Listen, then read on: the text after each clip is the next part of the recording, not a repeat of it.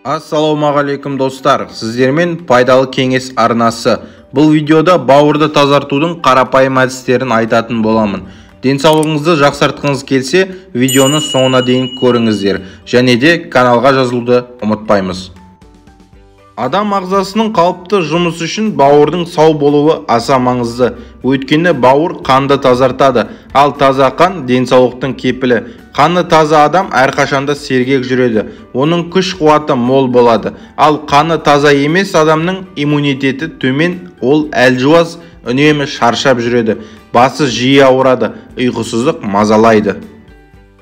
Бауырдың ластанғанын қалай білуге болады? Қан айналымы кезінде қан бауырдан өтіп, онда зиянды заттар сезіледі. Осы заттар егер денсаулық жақсы, зат алмасу қалыпты болса, табиғи жолмен сыртқа шығарылады. Ал егер бауыр әлсіресе, онда сүзілген зиянды заттардан бауырда және өт қабында, өттің өзінде тас түзіледі. Бауыр ластануын көрсететін негізгі белгілер мынадай. Бас себепсіз жиі ауырады. Оң жақ қабырғасынан ауырсыну сезіледі. Іш жиі қатады.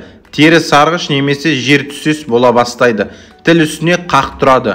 Сондай-ақ көз қарашығының айналасы сарғыш тартады. Кейде жүрек айнып, адамның құсқысы келеді. Жиі кекіру, іш кебу, ауыздан темір иісін немесе ащы дәм сезінуде бауырдағы қауіпсіздіктен хабар береді. Бауыры таза емес адам тез шаршайды. Көңіл күйі үнемі төмен тартып тұрады. Адам ашуланшақ, ұстамсыз болып кетеді. Міне осы аталған белгілердің қай-қайсысы білінсе, дәрігерге көрініп тексерілген абзал. Әсіресе мұның бірнешеуі қатар мазаласа, дәрігерге көрінуді кешіктірмеу керек. Дәрігер тиісті диагноз қояды, ем тағайындайды. Шөппен шаю әдісі. Бауырды өз бетімен тазартуда емдік шөптерді қолдануға болады. Оны қалай қолдану керек екенін дәрігер анықтап беріп, ем барысын бақылап отырса тіпті жақсы. Өйткені олардың да ағзаға ерекшелігіне қарай әсер ететіндері болады. Сондықтан дәрігер мөлшерін қолдану кезеңін анықтап берсе, қадағалап отырғаны дұрыс. Ал енді бауырды тазартуда сізге мынадай шөптер көмекші бола алады. Салаубас, бақбақ, жусан, жүгері шашағы, сүйелшөп, жалбыз, итмұрын, мыңжапырақ, цикорий, қалақай, жолжелкен, дымяшка. Бұлардың өт қуатын қасиеті бар. Оған қоса, әрқайсысы бауырдың әр бөлігіне өзіндік әсерін тигізеді. Сондықтан олардың көмегімен немесе бәрінен араласқан тұнба жасап қолдануға болады. Сонда бауыр толық әрі жан-жақты тазаланады. Бессмертик бұлардың ішінде ең мықтысы саналады. Дәрмекті былай әзірлейді. Ыдысқа әр шөптен кептірілген уақталған 2-3 ас қасықтан салып араластырады. Сосын термосқа 3-4 ас қасығын салып, үстінен жарты литр қайнаған су құяды. Бұл бір күндік мөлшер.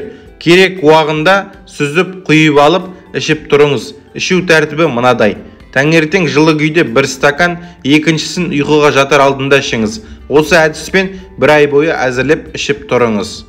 Бұл шөптердің бәрін қоспай, әрқайсысын жеке ішуге де болады. Бірақ кезегімен ішіңіз. Қайсысы жақсырақ әсер етіп жатқанын аңғарып, ой түйіңіз. Осы дәрмекті қолданғанда сіз әр күн сайын әжетханаға барасыз. Сонда ішіңізден қажетсіз затпен бірге қақтың түр-түрі шығады. Ал егер ішіңіз сұйылып кетсе, онда дозаны сәл көбейте де аласыз.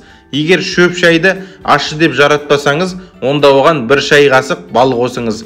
Әйтеуір қант қоса көрмеңіз. Бауырды бұлайша тазартуды жоғарыда көрсетілгендей 1 ай бойы жүргізесіз. Сосын үзіліссіз жасайсыз. Тазарту жылына 1-2 мәртеден аспағаны дұрыс. Дәрігерге міндетті түрде кеңес алыңыз. Бауырды зәйтүн майымен де емдеуге болады екен. Бауырды зәйтүн майын қолданып тазартуға да болады. Өйткені ол ең күшті өт қуушы өнім. Күніне 1 ас қасық зәйтүн майын ішіп тұрса, өт көп бөлінеді де майлар ыдырап, ішек жұмысы жақсарады. Өт бауырда өт қабында іркілген қақты өзіне тартып, ағзадан табиғи жолмен шығарады. Бұл майдың экстра вижи деп аталатын сұрыбы пайдалырақ. Өйткені ол термиялық әрекетсіз таза сығынды күйінде алынады.